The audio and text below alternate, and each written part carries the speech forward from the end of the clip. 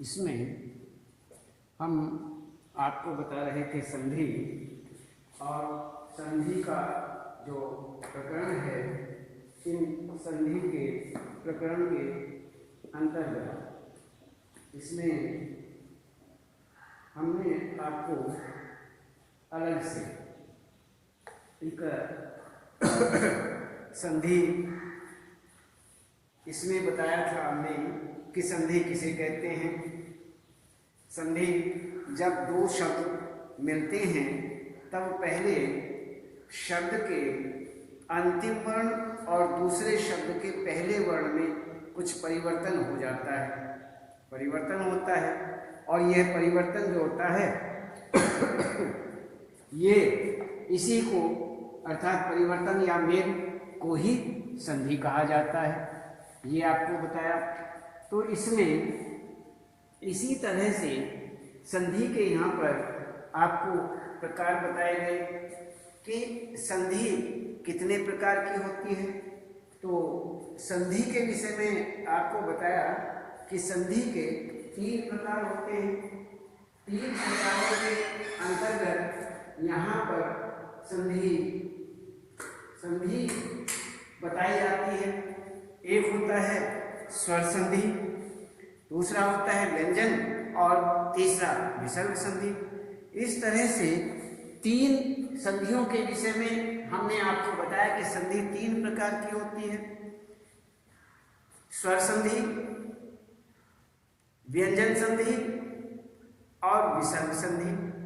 तो अब हम सबसे पहले ये आपको बताया कि सबसे पहले हम देखते हैं कि विसर्ग वो स्वर संधि जो है, स्वर संधि किसे कहते हैं।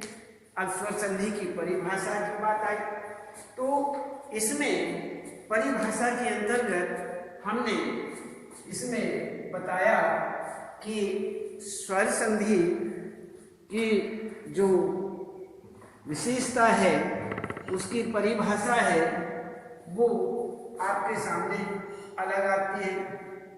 तो यहाँ पर हम आपको इसकी परिभाषा के विषय में बताते हैं कि इसमें स्वर संधि, स्वर के साथ स्वर का मेल होने से जो परिवर्तन आता है, स्वर वर्ण जो है, स्वर के साथ में स्वर का ही यदि मेल होता है तो उसमें क्या परिवर्तन होता है, बस जो परिवर्तन होता है उसे ही हम स्वर संधि कहते हैं, ये आपको बताया। तो इसमें फिर आती है बात कि स्वर संधि कितने प्रकार की होती है। तो इसमें भी स्वर संधि जो है वो 5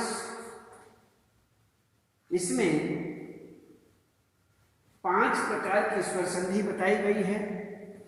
अब 5 प्रकारों के अंतर्गत सबसे पहला जो प्रकार है वह है दीर्घ संधि, दूसरा गुण संधि, तीसरा वृद्धि संधि, चौथा यण संधि और अयादि संधि।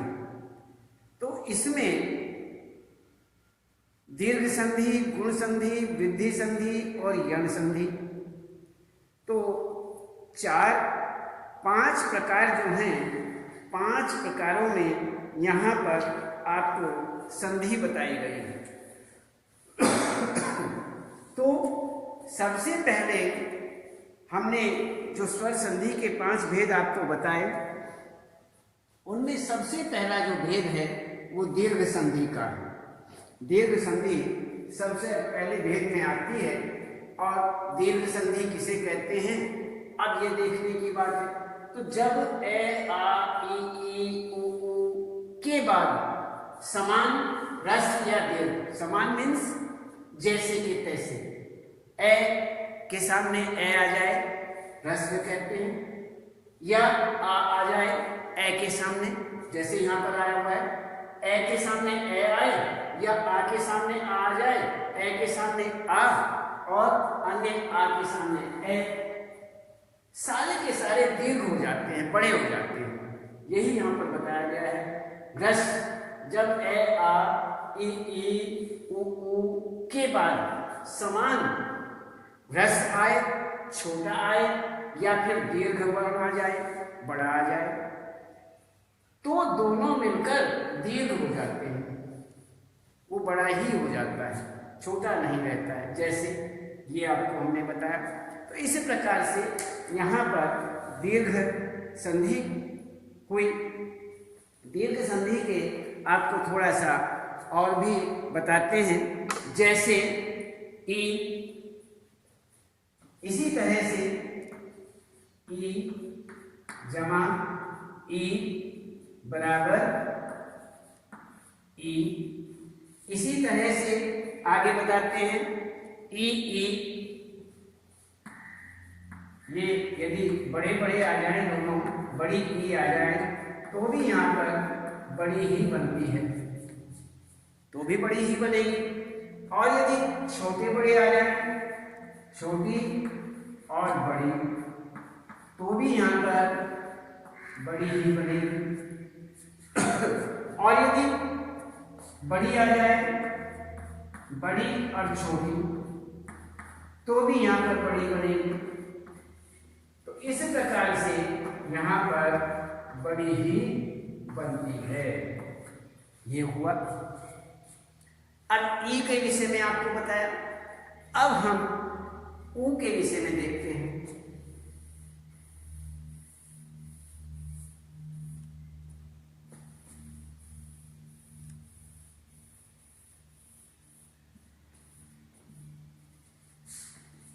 ऊ में देखते हैं जैसे ऊ बराबर बड़ा बन जाएगा। अब यहां पर बड़ा बड़ा दोनों बड़े, तो भी बड़ा ही आएगा। और यदि इसमें छोटा और बड़ा आ जाए तो भी बड़ा ही हो जाएगा। और यदि बड़ा और छोटा तो भी बड़ा ही आएगा। ये हुआ हमारा, तो बड़ा ही माना जाएगा। तो ये छोटा ऊ, छोटा ऊ, इसमें दोनों को जोड़ दिया जाए तो बड़ा ऊ हो जाएगा। बड़ा ऊ प्लस जमा बड़ा ऊ बराबर बड़ा ऊ, छोटा ऊ जमा बड़ा ऊ बराबर बड़ा ऊ, बड़ा ऊ जमा छोटा ऊ बराबर बड़ा ऊ।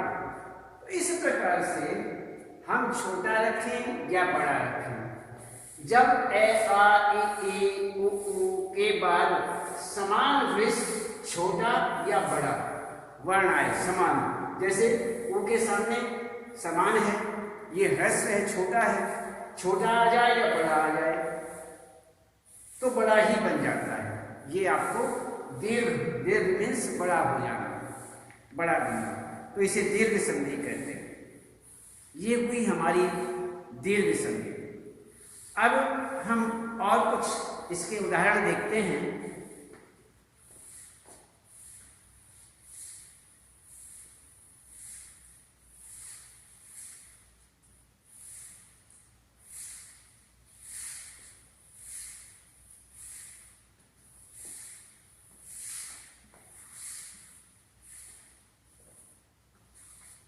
इसमें दीर्घ संधि के अन्य और उदाहरण आपके सामने और कैसे देखते हैं। जैसे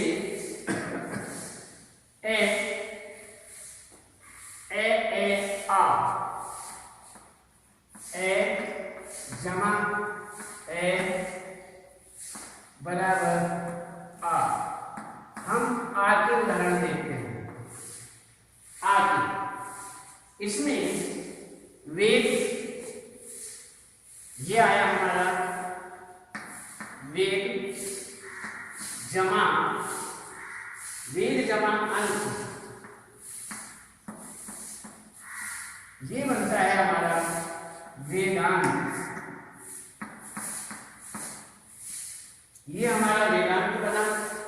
और इसी तरह से महाआशय, ये हमारा वेदांत। भाव अर्थ, भाव में देखिए, भाव जमा अर्थ, ये हुआ हमारा भावार्थ। इसी तरह से हम देखते हैं परम अर्थ, परम अर्थ यहां बनता है परमार्थ। ये हमारा परमार्थ बनता है। इस प्रकार से ये जो हमारा ए और ए मिलकर के दीर्घ बनता है, उसी के दीर्घ के विषय में आपको यहाँ पर बताया। वेद में अंत में ए और यहाँ भी ए, तो दोनों मिलकर के आ बन जाता है, वेदांत बन जाता है। भाव, इसमें आ भाव भाव है, इसमें ए आ गया वह, और ये भी ए है, तो दोनों मिलकर के आ बन गया है, तो भावार्थ बन गया। परम में ए, अंतिम ए और प्रथम ए दोनों मिलकर के आ बन जाता है, तो परमार्थ बन जाता है। तो इसी प्रकार से यहाँ पर आगे हम आपको बताते हैं।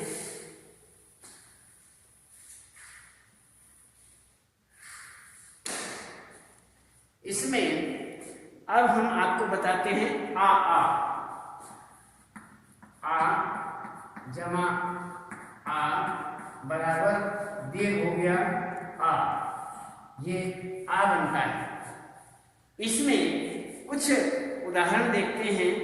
महाजमा आशय,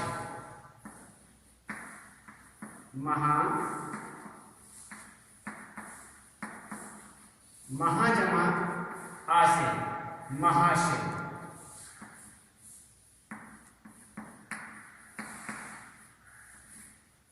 महाजमा आशय, महाशय। दया जमा आनंद,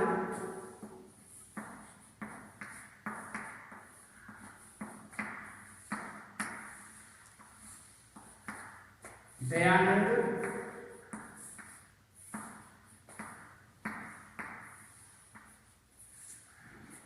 दयानंद वार्ता आलाप,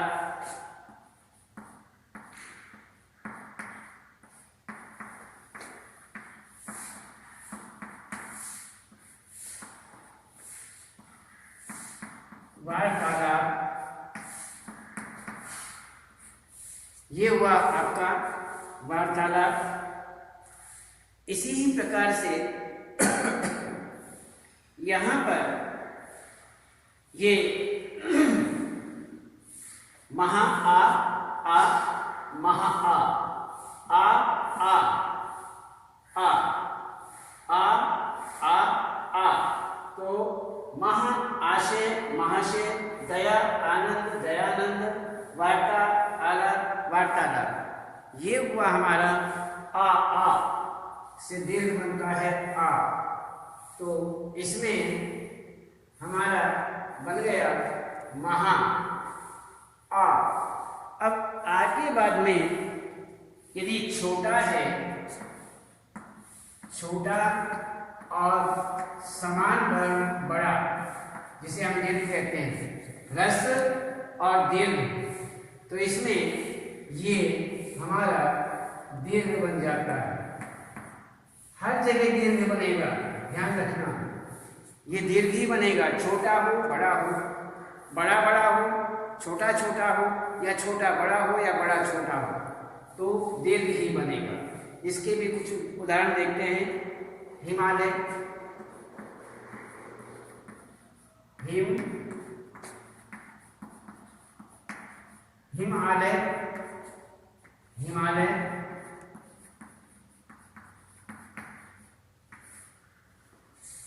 आगे कहते हैं रत्न आकर, रत्न आकर, रत्नाकर। इसके बाद देखते हैं छात्र आवास,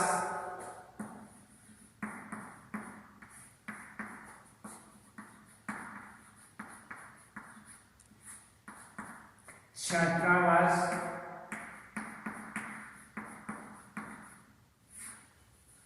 छात्रावास।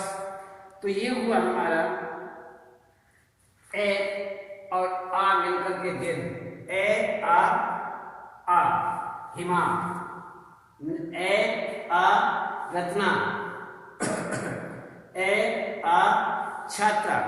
तो हिमालय रत्नाकर छात्रावास, ये हुआ हमारा ए आ।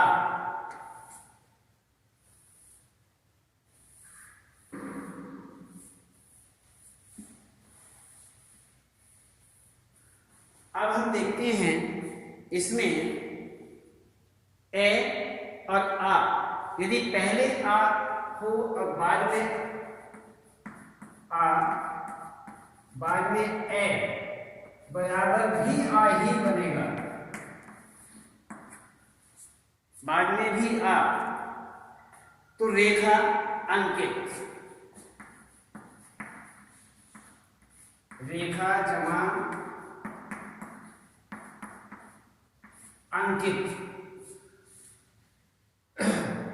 रेखांकित,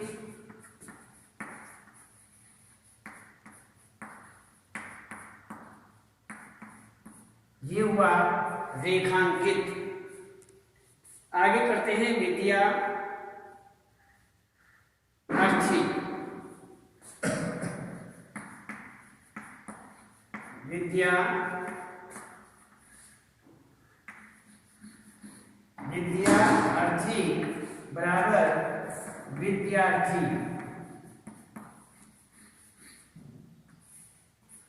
ये हुआ हमारा विद्यार्थी। आगे कहते हैं सेवा, सेवा जमा अर्थ, ये हुआ सेवार्थ, ये हमारा सेवार्थ बनता है। इस प्रकार से यहाँ पर ये हमारे एग्जाम्पल हुए, ये उदाहरण हुए। इन उदाहरणों को देखते हुए अब आगे भी इसी प्रकार से आप ध्यान रखेंगे। तो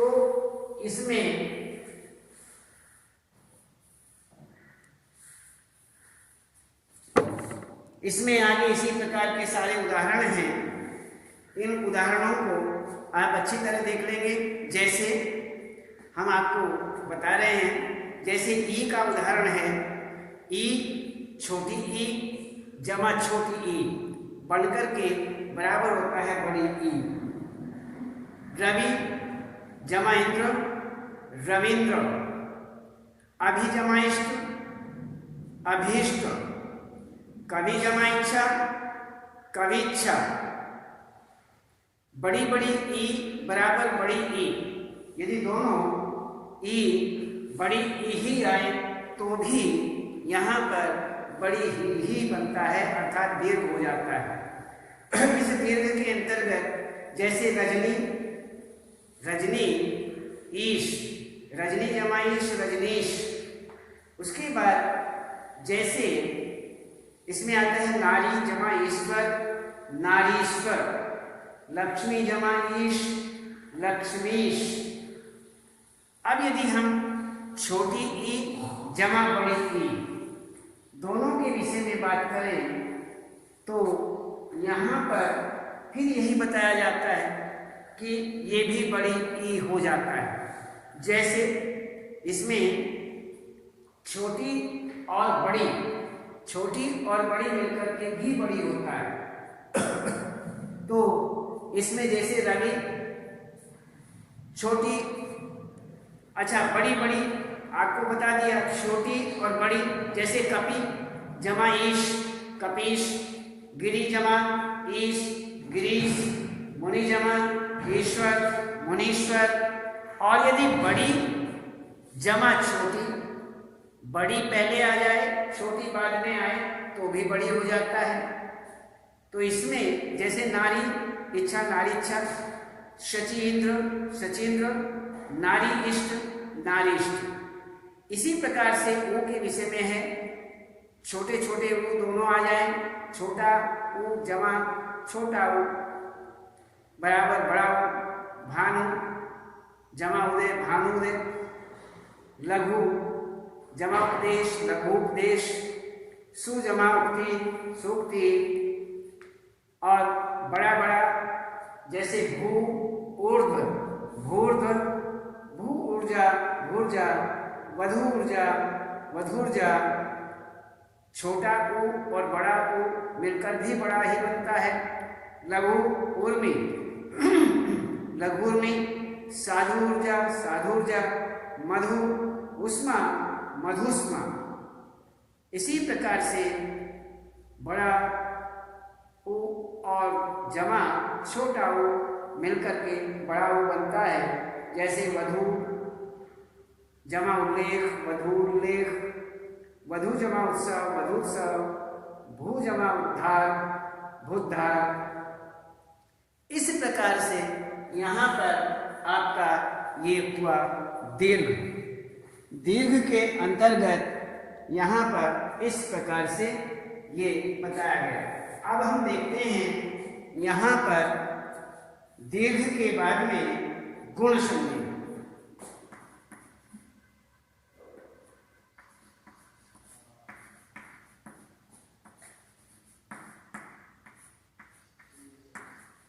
ये गुण संधि यहाँ देखते हैं। गुण संधि में अब सबसे पहले इसकी हम परिभाषा देखते हैं कि गुण संधि किसे कहते हैं, किस प्रकार से बनती है। गुण संधि के अंतर्गत पहले शब्द का अंतिम वर्ण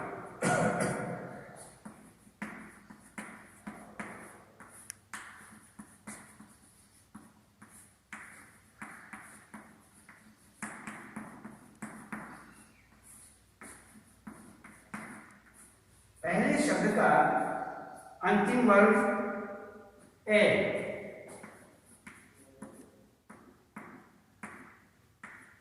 आ, ए, आ, हो,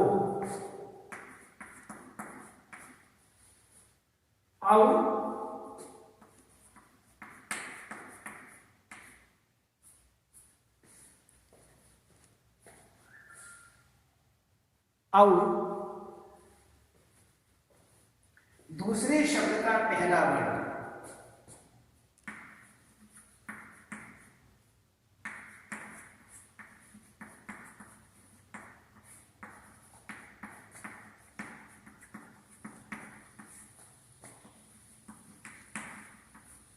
दूसरे शब्द का पहला वर्ण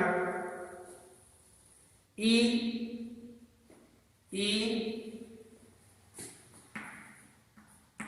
छोटा ई, बड़ा ई, बड़ी ई हो तो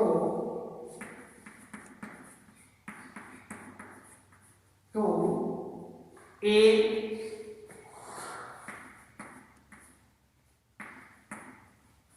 हो तो ए, ऊ हो तो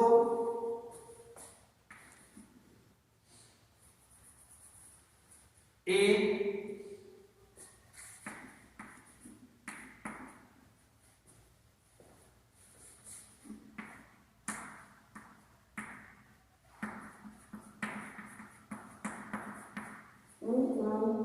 हो तो ओ,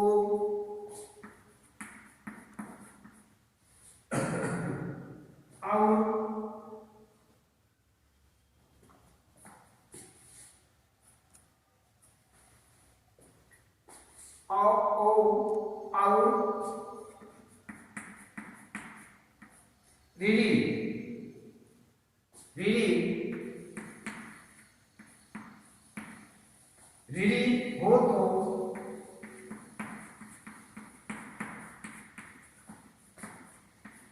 आर हो,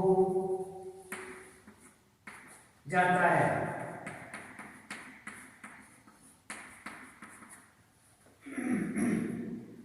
अब थोड़ा ध्यान देने की बात है, इसे ध्यान से सुनना, क्योंकि इसमें थोड़ा सा अंतर इस बात का आ रहा है कि ये जोड़े बना दिए गए हैं। कौन से वर्ण से कौन सा वर्ण बनता है, कौन सा रूप परिवर्तन होता है, थोड़ा ये बता दिया गया है। इसलिए यहाँ पर थोड़ा ध्यान से आप देखेंगे। जैसे पहले शब्द, कोई भी पहला शब्द है उसमें, जैसे आप एक शब्द है नरेंद्र,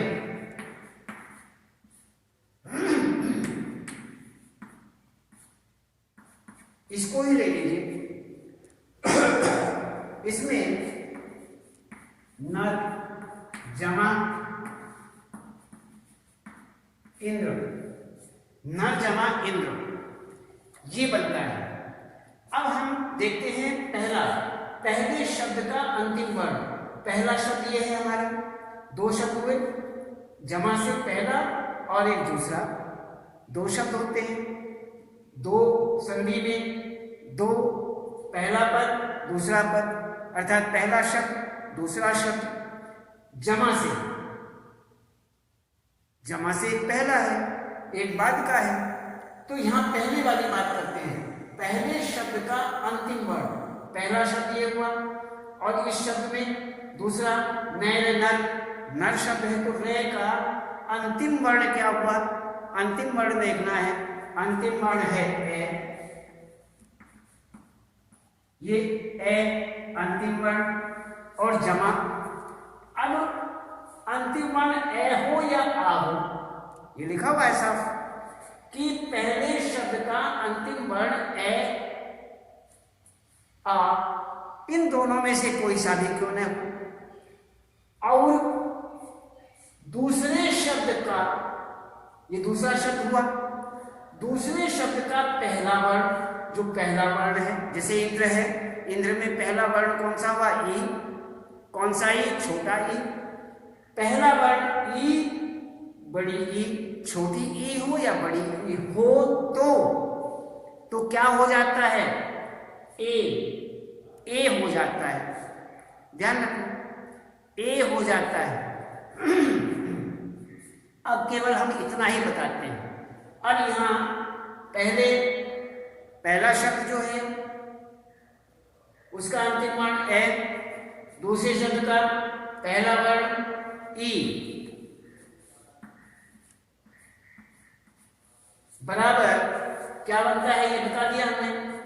यदि दूसरा पहला वर्ण ए या आ में से कोई सा भी हो, दूसरा ई और बड़ी ई, छोटी और बड़ी ई में से कोई सा भी हो, यहां कौन से हैं, ए और छोटी ए, बराबर क्या बन गया, ए बन जाता है। तो अब यहां बन गया ए।